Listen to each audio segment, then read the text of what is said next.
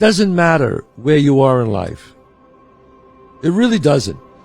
Because the great thing about life is it's always your next move. Your next move that counts. No matter where you are. You could be, look, I was dead broke. My electric bill was being shut off. And there were people even like worse off than I was. It doesn't matter. You could change your life if you want to. It's always your next decision. So it's up to you. If you were the best person you could be, truly, if you decided to live by truth and to aim at the good, and you really did that, you put your whole heart and soul into it, like that's what you were staking your life on, because you're staking your life on something. Who the hell could you be? You know perfectly well you could be far more than you are. And you don't know what the upper limit of that is. And we certainly don't know what the upper limit would be if there were lots of people doing that. God only knows what problems we could solve.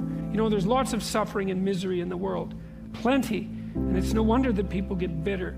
But God, if we were serious about making things less wretched than they are, who knows what miracles we could pull off. I heard Jeff Bezos say one time when he was talking, he said he makes his investment based on if it's going to change people's lives. And once I started doing that strategy, I think I probably quadrupled what I'm worth now. The fact that I'm going to die one day and that everyone around me is going to die and no one will remember me after a certain point makes me feel so good. Because I could do the best thing in the world and nobody would remember it ever, and I'll die and it won't matter, and everyone else around me will die and it won't matter. Or I could do the worst thing in the world and that won't matter because I'll die eventually. So you don't really have to worry that much. My dad growing up would actually encourage me to fail.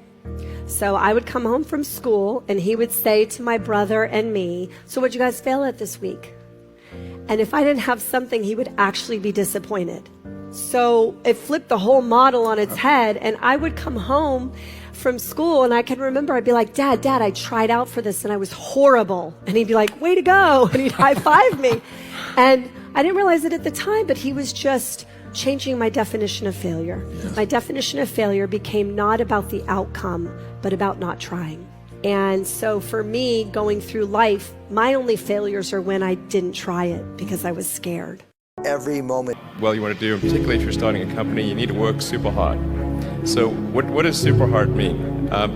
Well, when my brother and I were starting our first company, instead of getting an apartment, we just rented a small office and we slept on the couch. And we showered at the YMCA, and we had just one computer. So the website was up during the day, and I was coding at night.